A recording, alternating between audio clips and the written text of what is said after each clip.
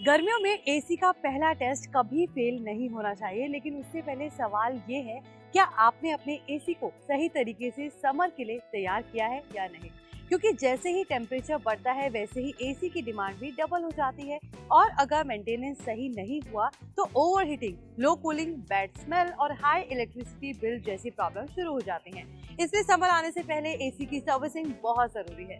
सबसे पहले एसी के फिल्टर की क्लीनिंग करें, क्योंकि डस्ट और डर्ट जमा होने से एयर फ्लो ब्लॉक हो जाता है और कूलिंग वीक पड़ जाती है। इसके लिए इंडोर यूनिट का फ्रंट पैनल खोलकर फिल्टर निकालिए, हल्के हाथ से ब्रश या वैक्यूम से साफ करें और ज्यादा गंदा हो तो माइल्ड सोप वाटर से वॉश करें। इसके बाद कॉइल्स की क्लीनिंग आती है। कंडेंसर और इवेपोरेटर कॉइल्स पर जमी धूल कूलिंग इफिशियंसी कम कर देती है, इसलिए सॉफ्ट ब्रश या कॉइल क्लीनर स्प्रे से हल्के से साफ करें। ज्यादा ब्लॉकेज हो तो टेक्नीशियन की हेल्प लें। आउटडोर यूनिट भी इक्वली इम्पोर्टेंट है। बाहर लगे फैन और फेंस पर पत्ते, धूल या डेब्रिस जमा हो सकते हैं, जिससे एयर फ्लो डिस्टर्ब होता है। इसलिए आउटडोर यूनिट के आसपास प्रॉपर स्पेस रखें और सरफेस क्लीन करें। रेफ्रिजरेंट लेवल चेक करना भी जरूरी है, क्योंकि लो गैस होने पर एसी ठंडी हवा नहीं देगा। ये काम हमेशा सर्टिफाइड टेक्नीशियन से ही करवाएं। थर्मोस्टेट सेंसर की पोजीशन भी चेक करें। अगर सेंसर गलत जगह पर होगा तो एसी सही टेम्परेचर रीड नहीं करेगा और compressor bar bar on off होगा। ड्रेन पाइप और ड्रेन पैन की क्लीनिंग बहुत जरूरी है, क्योंकि क्लॉग होने पर वाटर लीकेज और बैड स्मेल आती है। इसके लिए विनेगर या माइल्ड क्लीनिंग सॉल्यूशन से ड्रेन लाइन फ्लश करें। रिमोट कंट्रोल भी चेक करें। बैटरी वीक हो तो रिप्लेस कर ले, ताकि पीक समर में कोई परेशानी ना हो।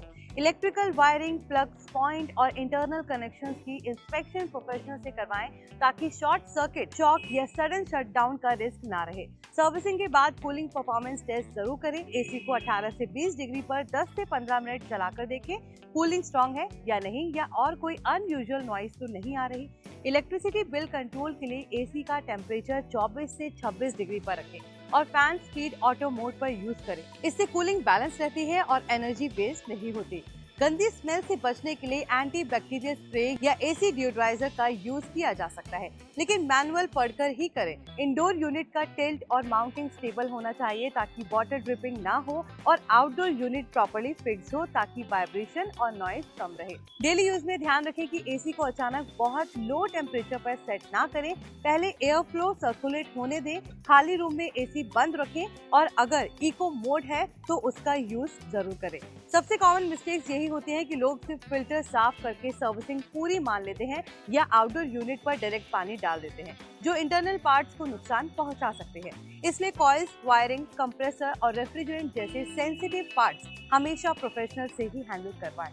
ओवरऑल समर से पहले एसी मेंटेनेंस कोई एक्स्ट्रा खर्च नहीं, बल्कि स्मार्ट इन्वेस्टमेंट है, क्योंकि सही सर्विसिंग से एसी बेटर कूलिंग देगा, बिजली का बिल कम आएगा, परफॉर्मेंस स्मूथ रहेगी और पूरे समर आपको टेंशन फ्री कंफर्ट मिलेगा। आई होप ये वीडियो आपके लिए इन्फॉर्मेटिव रही हो। प्लीज इसे लाइक और शेयर जरूर करें और ऐसे ही हाउ टूज के लिए देखते रहिए NBT tech on the go.